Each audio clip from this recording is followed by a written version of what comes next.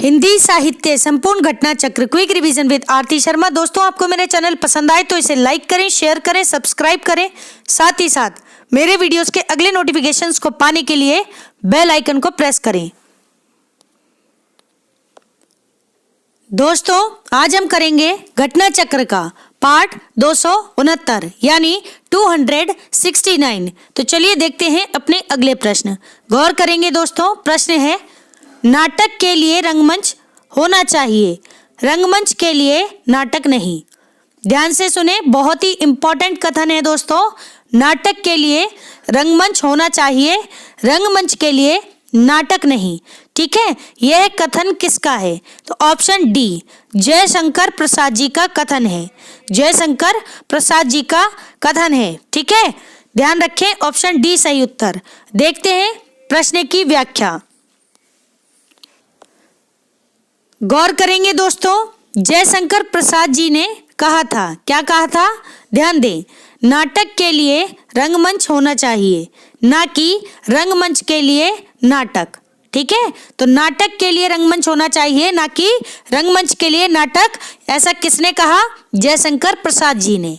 ठीक, रंगमंच के विकास का इतिहास इस बात का साक्षी है कि पहले कहानी, कथानक अथवा आलेख का जन्म हुआ।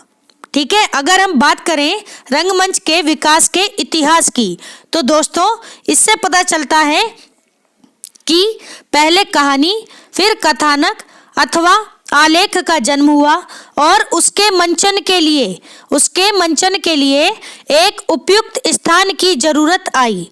ठीक है, यानी कहानी, कथानक और आलेख इनके लिए किसकी जरूरत पड़ी? तो उसके मंचन के लिए उपयुक्त स्थान की जरूरत पड़ी। ठीक है, समझ में आई बात? इसलिए कहा गया, और वह स्थान क्या था? रंगमंच। ठीक है, तभी कहा है जयशंकर प्रसाद जी ने, नाटक के लिए रंगमंच होना चाहिए, ना कि रंगमंच के लिए नाटक। ठीक है, ध्यान रखें, बार बार इसलिए रिपीट कर रही हूं ताकि आपको दोबारा से किताबें ना देखनी पड़े, एक बार में ही चीजें दिमाग में सेट हो जाएं। ठीक है, फिर भी मैं यही कहूंगी कि आप मेरे वीडियोस देखें दोस्तों, लेकिन वीडियोस को देखने के बाद आप एक बार अपनी पुस्तकों को जरूर देख लें। ठीक है, वैसे तो जरूरत नहीं है, लेकिन फिर भी बहुत सारे ऐसे कॉन्सेप्ट होते हैं कि जो हमें नहीं पता होते, छूट जाते हैं हमसे। ठीक है, तो आप अपनी रही बची जो चीजें हैं वह अपनी किताबों से पढ़ें और सेल्फ नोट्स जरूर बनाएं। ठीक है, जिससे आप जल्दी से जल्दी रिवीजन कर सकें एग्जाम टाइम में। ठीक है, और स्ट्रेटेजी जितनी जबरदस्त होगी दोस्तों, आपके नंबर उतने जबरदस्त होंगे। ठीक है, और पढ़ने से कभी घबराना मत, दिल से पढ़ाई करो, पूरे मन से करो और ढंग से करो।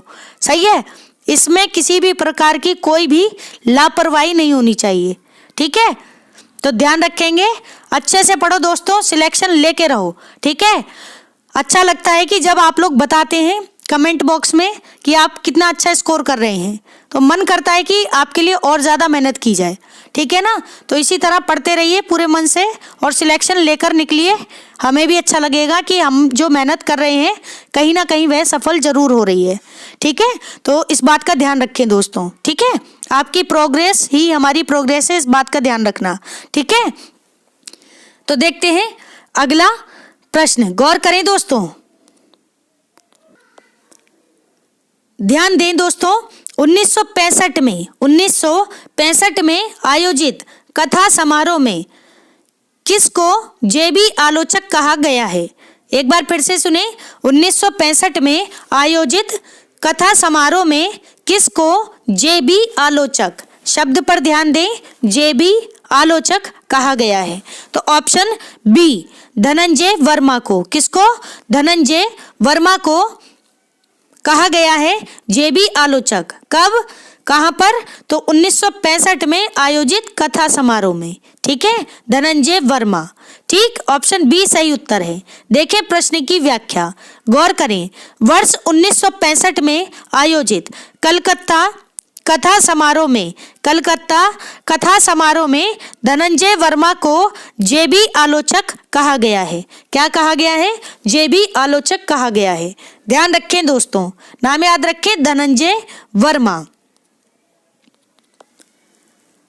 अगला प्रश्न है, ध्यान दें, राजस्थानी परिवेश में प्रेम की निगूढ़ अभिव्यक्ति किस कहानी में हुई है? तो ऑप्शन ए गदल कहानी में। ठीक है, राजस्थानी परिवेश में किसकी बात हो रही है? राजस्थानी परिवेश की। ठीक है, इसमें प्रेम की निगूढ़ अभिव्यक्ति गदल कहानी में हुई है। ठीक है, ध्यान रखें, ऑप्शन ए सही उत्तर है। देखें प्रश्न की व्याख्या, ध्यान देंगे दोस्तों। रांगे राघव द्वारा कृति मेरी कहानियां कहानियों का एक संग्रह है। ठीक है, रांगे राघव द्वारा कृत मेरी कहानियों का एक संग्रह है। इसमें ऊंट की करवट, ध्यान से सुनना, अब कौन कौन सी कहानियां? ऊंट की करवट, फिर कुत्ते की दुम और शैतान, नए टेक्निक्स, पूरा नाम है कुत्ते का दुम और शैतान नए टेक्निक्स। ठीक है, फिर है गदल, फिर है जाति और पेशा, फिर है तबेले का धुंधल का, फिर है देवदासी, फिर है नारी का विशोभ, फिर है पंच परमेश्वर, फिर है बिल और दाना, फिर है भय शीर्षक नामक कहानियां है। ठीक है, भय भी कहानी है। ठीक है, आगे देखें व्याख्या। गदल कहानी में राजस्थानी परिवेश में प्रेम की निगूढ़ अभिव्यक्ति प्रस्तुत की गई है। ठीक है, तो ध्यान रखेंगे किसकी कहानी है ये? रांगे राघव जी की कहानी है गदल। बहुत ही इंपॉर्टेंट कहानी है, ध्यान रखें। एक बार सभी कहानियों को फिर से सुनेंगे। ध्यान दे दोस्तों, रांगे राघव द्वारा कृत मेरी कहानियों का एक संग्रह है। इसमें ऊंट की करवट, कुत्ते का दुम और शैतान नए टेक्निक्स, गदल कहानी, फिर है जाति और पेशा, फिर तबेले का धुंधल का, फिर देवदासी, ये भी इंपॉर्टेंट है, फिर है नारी का विशोभ, फिर पंच परमेश्वर, फिर है बिल और दाना। ठीक है, बिल और दाना, ध्यान हो तो पंच परमेश्वर प्रेमचंद की भी कहानी है जहां तक है। ठीक है, फिर है बिल और दाना, फिर है भय। तो ये सभी कहानियां हैं जो किसमें छपी? तो संकलित है दोस्तों मेरी कहानियां संग्रह में, कहानी संग्रह में। किसका है ये कहानी संग्रह? रांगे राघव जी का। ठीक है, और गदल कहानी में राजस्थानी परिवेश में प्रेम की निगूढ़ अभिव्यक्ति प्रस्तुत की गई है। ठीक है, ये बात है, ध्यान रखें। गौर करेंगे दोस्तों, अगला प्रश्न है, सूची 1 एवं सूची 2 को सुमेलित कीजिए और दिए गए कूट से सही विकल्प चुनिए। तो ध्यान दें, सूची 1 में काल के नाम है और सूची 2 में इनके कवियों के। ठीक है, तो ध्यान दें, सबसे पहले आदिकाल से किसका संबंध है? तो आदिकाल के कवि हैं अमीर खुसरो। ठीक है, फिर है बी ऑप्शन भक्ति काल के कवि कौन है? तो ध्यान रहे, भक्ति काल के कवि हैं जायसी। कौन? जायसी। फिर है ऑप्शन सी रीतिकाल से किसका संबंध है? आलम का। ठीक है, आलम का, फिर आलम कवि का। फिर है ऑप्शन डी आधुनिक काल, इससे किसका संबंध है? भारतेंदु हरिश्चंद्र जी का। ठीक है, तो ध्यान रखेंगे। देखते हैं प्रश्न की व्याख्या। ध्यान दे दोस्तों, ऑप्शन सी सही उत्तर है इसका। ठीक है, जिसके अनुसार मैंने मिलान किया, अभी व्याख्या में भी देख लेते हैं। ध्यान दें, तो सबसे पहले है आदिकाल से संबंध है अमीर खुसरो का। ठीक है, फिर है भक्ति काल के प्रसिद्ध कवि हैं जायसी, मलिक मोहम्मद जायसी, जिनकी रचना है पद्मावत प्रेम आख्यानक काव्य। ठीक है, फिर है रीतिकाल के कवि कौन? आलम। ठीक है, आलम बोधा ठाकुर घनानंद, ये सभी कौन है? रीतिकालीन कवि हैं। फिर है आधुनिक काल के कवि हैं कौन? भारतेंदु हरिश्चंद्र। ठीक है, वैसे ये नाट्यकार हैं, ठीक है, निबंध भी लिखे हैं इन्होंने, भारतेंदु हरिश्चंद्र जी ने। तो ध्यान रखें, आधुनिक काल से संबंध है किसका? भारतेंदु हरिश्चंद्र जी का, ठीक है। तो इंपॉर्टेंट बातें हैं, ध्यान रखेंगे दोस्तों। अगला प्रश्न है, गौर करें, नाटक को पंचम वेद की मान्यता प्रदान किसने की? तो नाटक को पंचम वेद कहा है ऑप्शन ए, किसने? भरत मुनि जी ने। आचार्य भरत मुनि ने नाटक को पंचम वेद कहा है, ठीक है, ध्यान रखेंगे, बहुत ही इंपॉर्टेंट प्रश्न है दोस्तों, ठीक है। देखते हैं प्रश्न की व्याख्या, ध्यान देना जरा, गौर करेंगे दोस्तों। नाटक को पंचम वेद की मान्यता आचार्य भरत मुनि ने प्रदान की, ठीक है। नाटक को पंचम वेद की मान्यता आचार्य भरत मुनि ने प्रदान की। नाटक के उद्भव के संबंध में भरत मुनि ने अपने प्रसिद्ध ग्रंथ नाट्य शास्त्र में एक घटना का उल्लेख किया है। तो भरत मुनि का एक प्रसिद्ध ग्रंथ है नाट्य शास्त्र, जिसमें उन्होंने नाटक के उद्भव के संबंध में कुछ बातें की हैं। तो ध्यान दें, जिसमें त्रेता युग में मनुष्य क्रोध, दुख और ईर्ष्या, द्वेष आदि से पीड़ित था, ठीक है। तो आचार्य भरत मुनि ने बताया अपने नाट्य शास्त्र में कि त्रेता युग में मनुष्य कैसा था? क्रोध, दुख, ईर्ष्या, द्वेष आदि से पीड़ित था, ठीक है। ऐसा किसने कहा? आचार्य भरत मुनि ने, ठीक है। किसमें कहा? तो ध्यान रहे, नाट्य शास्त्र में, ठीक है। देखते हैं आगे व्याख्या।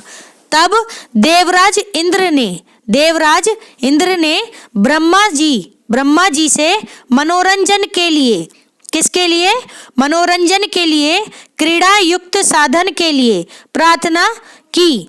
तब ब्रह्मा जी ने ऋग्वेद से पाठ्य, सामवेद से गान, यजुर्वेद से अभिनय और अथर्ववेद से रस लेकर पांचवें वेद के रूप में नाट्य शास्त्र की रचना की, ठीक है। तो ध्यान रखें, फिर है आचार्य भरत मुनि के नाट्य शास्त्र को अभिनय का विस्तृत विवेचन करने वाला विश्व का प्रथम ग्रंथ माना जाता है। इस दृष्टि से भरत मुनि का नाट्य शास्त्र बहुत ही महत्वपूर्ण ग्रंथ है, ठीक है। अब समझ में आया हम इनका ये प्रश्न क्यों पढ़ रहे हैं, ठीक है। तो ध्यान देते जाएं, एक बार व्याख्या फिर से सुने दोस्तों, जबरदस्त व्याख्या है, ध्यान देना जरा, गौर करेंगे। नाटक को पंचम वेद की मान्यता किसने दी? आचार्य भरत मुनि ने, ठीक है। इससे पहले 4 वेद कौन कौन से हो गए? तो 4 वेद हो गए, ध्यान दें, जैसे पाठ्य, ठीक है, फिर गान, फिर है अभिनय, फिर रस, ये 4 हैं। 5वां वेद किसे मान लिया गया? नाटक को। अब ध्यान देना जरा, पाठ्य से किस वेद का संबंध है? तो ऋग्वेद का। सामवेद से गान का किससे संबंध है? तो ध्यान दें, सामवेद का। और अभिनय से किसका संबंध है? यजुर्वेद का, ठीक है। ऐसे देखते जाएं, ये, ठीक है, गान से सामवेद का, पाठ्य से ऋग्वेद का, और रस से किसका संबंध है? अथर्ववेद का, ठीक है। अब ध्यान दें, फिर से एक बार देखें व्याख्या, गौर करें जरा। नाटक को पंचम वेद की मान्यता भरत मुनि ने प्रदान की। नाटक के उद्भव के संबंध में भरत मुनि ने अपने प्रसिद्ध ग्रंथ नाट्य शास्त्र में एक घटना का उल्लेख किया, जिसमें त्रेता युग में मनुष्य कैसा था? क्रोध, दुख और ईर्ष्या, द्वेष आदि से पीड़ित था, ठीक है। तो ऐसी स्थिति में तब देवराज इंद्र ने ब्रह्मा जी से कहा कि ब्रह्मा जी से मनोरंजन के लिए, यानी कि जब मनुष्य क्रोध, दुख, ईर्ष्या, द्वेष से भरा होगा तो खुशियां तो है ही नहीं दोस्तों, ठीक है। तो ऐसे में किसकी जरूरत पड़ती है? मनोरंजन की, ठीक है। अगर मनोरंजन ही नहीं है तो जीवन में रस कैसे होगा, ठीक है। अगर क्रोध है, ईर्ष्या है, द्वेष है, ये सारे क्या हैं? ये सारे दुर्गुण हैं दोस्तों, ठीक है। इससे और दुख ही दुख दिखता है ऐसी स्थिति में। तो ऐसी स्थिति में जरूरत पड़ी किसकी? मनोरंजन की, ठीक है, यानी एंटरटेनमेंट, ठीक है। तो ध्यान दें, तब देवराज इंद्र ने ब्रह्मा जी से, ये इंद्र ने ब्रह्मा जी से, ध्यान से सुनना, मनोरंजन के लिए, क्रीड़ा युक्त साधन के लिए, क्रीड़ा युक्त साधन यानी नाटक, नाटक में क्या होता है? क्रीड़ाएं तो होती हैं, ठीक है। तो क्रीड़ा युक्त साधन के लिए प्रार्थना की। तब ब्रह्मा जी ने ऋग्वेद से पाठ्य, सामवेद से गान, यजुर्वेद से अभिनय और अथर्ववेद से रस लेकर 5 वेद के रूप में नाट्य शास्त्र की रचना की, ठीक है। आचार्य भरत मुनि के नाट्य शास्त्र को अभिनय का विस्तृत विवेचन करने वाला विश्व का प्रथम ग्रंथ माना जाता है, विश्व का प्रथम ग्रंथ माना जाता है। ध्यान रखेंगे दोस्तों, बहुत ही इंपॉर्टेंट प्रश्न है ये, एक ही व्याख्या में आपके कई सारे प्रश्न बन गए हैं, ठीक है। तो इसे ध्यान से पढ़ लें और समझ लें।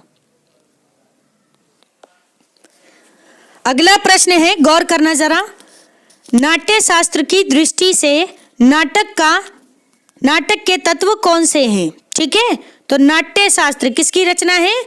आचार्य भरत मुनि की, ठीक है। और इस रचना की दृष्टि से नाटक के तत्व कौन से हैं? तो ऑप्शन डी, उपरोक्त सभी। तो उपरोक्त सभी में देखते हैं क्या है। अभिनेता, नाटक का तत्व है अभिनेता, फिर है कथा वस्तु, फिर है रस। तो नाटक के तत्व है अभिनेता, नाटक को रंगमंच पर प्रस्तुत करने के लिए अभिनेता होना चाहिए, ठीक है। और वह जिसका अभिनय करेगा उसके लिए एक कथा होनी चाहिए, यानी कथा वस्तु, ठीक है।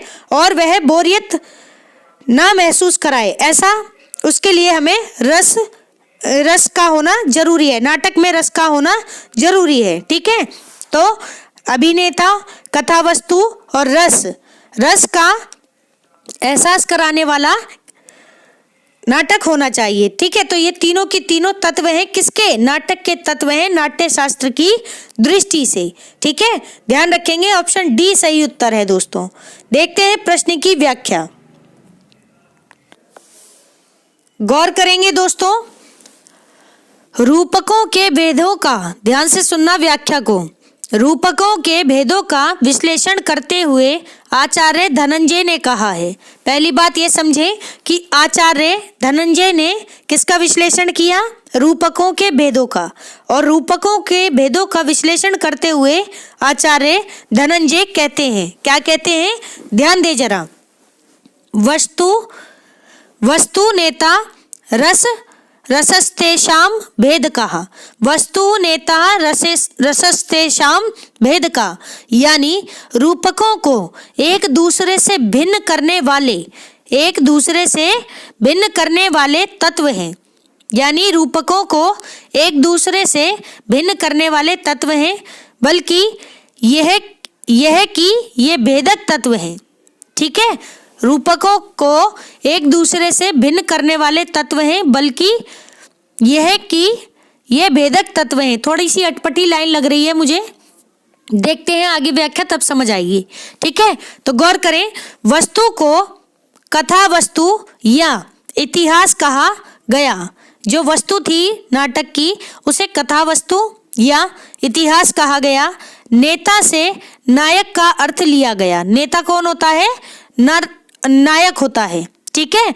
रस तो नाटक की वह मूलभूत चेतना ही है जो नाटक के सभी अंगों में व्याप्त रहती है, ठीक है। रस क्या है? रस तो नाटक की वह मूलभूत चेतना है जो नाटक के सभी अंगों में व्याप्त रहती है और नाटक के प्रदर्शित होने पर दर्शकों के मन में अपेक्षित प्रभाव की सृष्टि करती है। दर्शकों के मन में अपेक्षित प्रभाव की सृष्टि करती है, ठीक है। अभिनव गुप्त ने लिखा है, क्या लिखा है? आचार्य अभिनव गुप्त ने लिखा है कि रस ही नाट्य है, रस ही नाट्य है, ठीक है। किसने कहा? अभिनव गुप्त ने।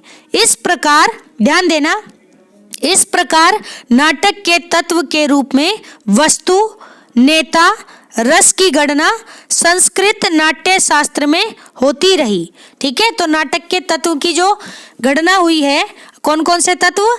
वस्तु, नेता, रस। ठीक है, किसमें हुई है? संस्कृत नाट्य शास्त्र में। किसका है नाट्य शास्त्र? तो ध्यान रहे, आचार्य भरत मुनि का ग्रंथ है नाट्य शास्त्र। ठीक है, ध्यान रखेंगे। तो एक बार फिर से सुन लें, गौर करेंगे। रूपकों के भेदों का विश्लेषण करते हुए आचार्य धनंजय ने कहा कि वस्तु, नेता, रसस्तेषां भेद का। ठीक है, एक ही पंक्ति में तीनों तत्व बता दिए हैं, यानी रूपकों को एक दूसरे से भिन्न करने वाले तत्व हैं। ठीक है, रूपकों को एक दूसरे से भिन्न करने वाले तत्व हैं वस्तु, नेता और रस। ठीक है, ये तीन तत्व, ठीक है, जो रूपकों के भेदों को भी अलग करते हैं, रूपकों को अलग करते हैं एक दूसरे से। ठीक, बल्कि यह है कि ये भेदक तत्व हैं। कैसे तत्व हैं? भेदक तत्व हैं। कौन कौन से? वस्तु, नेता और रस। ठीक, वस्तु को कथा वस्तु या इतिहास, वस्तु को कथा वस्तु या इतिहास कहा गया है। नेता से नायक का अर्थ है और रस तो नाटक की वह मूलभूत चेतना है जो नाटक के सभी अंगों में व्याप्त रहती है और नाटक के प्रदर्शित होने पर दर्शकों के मन में अपेक्षित प्रभाव की सृष्टि करती है। अभिनव गुप्त ने लिखा है, आचार्य अभिनव गुप्त ने लिखा है कि रस ही नाट्य है, रस ही नाट्य है। इस प्रकार नाटक के तत्व के रूप में वस्तु, ठीक है, तो नाटक के तत्व के रूप में वस्तु, नेता और रस की गणना संस्कृत नाट्य शास्त्र में होती रही। ठीक है, देखते हैं आगे की व्याख्या। अब ध्यान देना दोस्तों, धनंजय, तो गौर करेंगे। धनंजय जब ये कहते हैं कि नाटक की प्रकृति को देखते हुए कथा वस्तु तीन प्रकार की मानी जा सकती है। धनंजय कहते हैं कि नाटक की अगर प्रकृति हम देखें तो इन्हें देखते हुए कथा वस्तु कितने प्रकार की मानी जा सकती है? तीन प्रकार की। तो तीन प्रकार कौन कौन से? ध्यान दें। सर्व श्राव्य यानी कि सभी के द्वारा सुनी जा सके, फिर है नियत श्राव्य, फिर है आश्राव्य। तो ये तीन प्रकार की क्या है? कथा वस्तु है। कौन कौन सी? सर्व श्राव्य, नियत श्राव्य और आश्राव्य। ठीक है, तो संवाद को भी वस्तु के अंतर्गत मान लेते हैं। ठीक है, तो वे संवाद को भी क्या मानते हैं? वस्तु के अंतर्गत ही मान लेते हैं। कौन? धनंजय। नाटक के तत्व हैं, इस प्रकार नाटक के तत्व हैं कथानक, चरित्र, संवाद, देशकाल, शैली और जीवन दर्शन। तो नाटक के तत्व क्या क्या हो गए दोस्तों? कथानक, चरित्र, संवाद, देशकाल, शैली और जीव दर्शन। ये सभी क्या हैं? ये सभी नाटक के तत्व हैं। ठीक है, आचार्य धनंजय के अनुसार। तो ध्यान रखेंगे दोस्तों। ठीक है, ये सभी नाटक के तत्व। अगला प्रश्न है, गौर करें।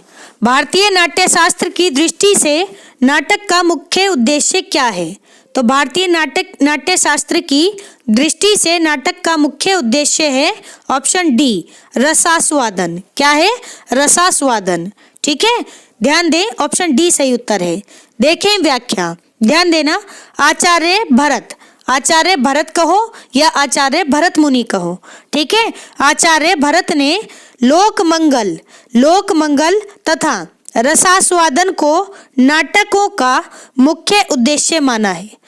ठीक है, तो आचार्य भरत मुनि ने लोक मंगल तथा रसास्वादन को ही नाटकों का मुख्य उद्देश्य माना है। इसीलिए नाटक के तत्वों में केवल तीन ही प्रमुख माने गए हैं। क्या क्या?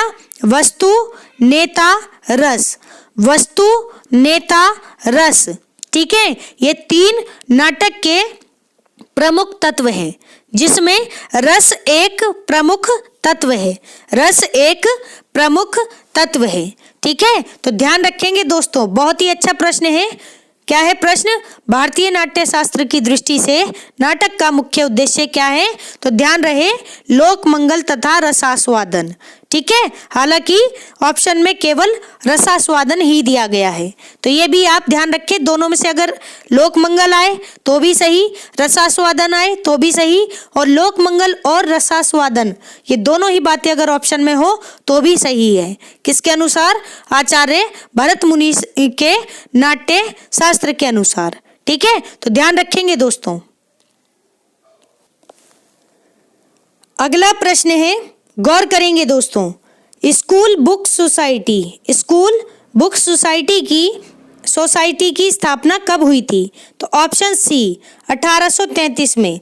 1833 में स्कूल बुक सोसाइटी की स्थापना हुई थी। ऑप्शन सी सही उत्तर है। ठीक है, ध्यान रखेंगे, स्कूल बुक सोसाइटी। देखते हैं प्रश्न की व्याख्या। गौर करेंगे दोस्तों, अंग्रेज शासकों और मिशनों के प्रयास से, ध्यान से सुनना, अंग्रेज शासकों और मिशनों, ये जो अलग अलग मिशन चले थे ना, उनकी बात हो रही है। ठीक है, तो अंग्रेज शासकों और मिशनों के प्रयास से बहुत सी टेक्स्ट बुक सोसाइटियां खुली। उनमें Calcutta school book society, Calcutta school book society 1817 ईस्वी। ठीक है, तो अब हम कुछ बात करेंगे किसकी? टेक्स्ट बुक सोसाइटियों की, जिसमें सबसे पहले 1817 ईस्वी में Calcutta school book society open हुई। फिर बात करते हैं 1828 ईस्वी की। 1828 ईस्वी में मद्रास स्कूल बुक सोसाइटी, कौन सी? मद्रास स्कूल बुक सोसाइटी की स्थापना हुई। फिर बात करते हैं 1820 की। ठीक है, 1820 की, तो 1820 में आगरा बुक सोसाइटी की स्थापना हुई। किसकी? आगरा बुक सोसाइटी, यानी सबसे पहले कलकत्ता स्कूल बुक सोसाइटी 1817 ईस्वी, फिर आगरा बुक सोसाइटी 1820 ईस्वी, फिर मद्रास स्कूल बुक सोसाइटी 1828 ईस्वी, फिर आई Agra school book society, Agra school book society 1833 ईस्वी। ठीक है, 1833 ईस्वी। फिर northern Indian Christian book society, Agra Banaras, कौन सी? Northern Indian Christian book society, Agra Banaras 1848 ईस्वी में। ठीक है, इसकी स्थापना हुई। तो ये कुछ बुक सोसाइटियां हैं दोस्तों, स्क्रीनशॉट ले लें। मेरी दृष्टि से ये प्रश्न बहुत ही अच्छा है, कुछ हटके प्रश्न है। ठीक है, तो आप इसे अच्छे से समझ लें। हो सकता है प्रश्न पैटर्न चेंज हो रहे हैं, तो हो सकता है प्रश्न यहाँ से बन जाए। ठीक है, तो ध्यान रखेंगे। अब बात करते हैं 1840 ईस्वी में। 1840 ईस्वी में ज्ञान प्रकाश आगरा बुक सोसाइटी द्वारा प्रकाशित हुआ। ठीक है, 1840 में ज्ञान प्रकाश प्रकाशित हुआ, किसके द्वारा? आगरा बुक सोसाइटी के द्वारा। ठीक है, ध्यान रखेंगे। तो एक बार फिर से सुन ले दोस्तों, अंग्रेज शासकों और कुछ मिशनों के प्रयास से बहुत सी टेक्स्ट बुक सोसाइटियां देश के अलग अलग स्थानों पर खुली, जिनमें से सबसे पहले Calcutta school book society open हुई 1817 ईस्वी में। फिर मद्रास में खुली मद्रास स्कूल बुक सोसाइटी 1828 ईस्वी में। पहले कलकत्ता स्कूल बुक सोसाइटी, फिर आगरा बुक सोसाइटी 1820 ईस्वी में, फिर मद्रास स्कूल बुक सोसाइटी 1828 ईस्वी में, फिर आगरा स्कूल बुक सोसाइटी 1833 ईस्वी में, फिर northern Indian Christian book society Agra Banaras में 1828 ईस्वी में। ठीक है, ये सभी प्रमुख हैं टेक्स्ट बुक सोसाइटियां। अब बात करते हैं 1840 ईस्वी की। इसमें ज्ञान प्रकाश आगरा बुक सोसाइटी द्वारा प्रकाशित हुआ। ठीक है, ज्ञान प्रकाश किसके द्वारा प्रकाशित हुआ? तो आगरा बुक सोसाइटी के द्वारा। अच्छा प्रश्न है दोस्तों, इसे रिपीट करके देख लें, इस प्रश्न को या इस पूरी वीडियो को, या स्क्रीनशॉट ले लें। ठीक है, तो दोस्तों हमारा आज का वीडियो यहीं समाप्त होता है। Thanks for watching. अगर आपको मेरे वीडियोस पसंद आ रहे हैं तो इन्हें लाइक करें, शेयर करें, मेरे चैनल को सब्सक्राइब करें। साथ ही साथ मेरे वीडियोस के अगले नोटिफिकेशंस को पाने के लिए बेल आइकन को प्रेस करें। धन्यवाद दोस्तों।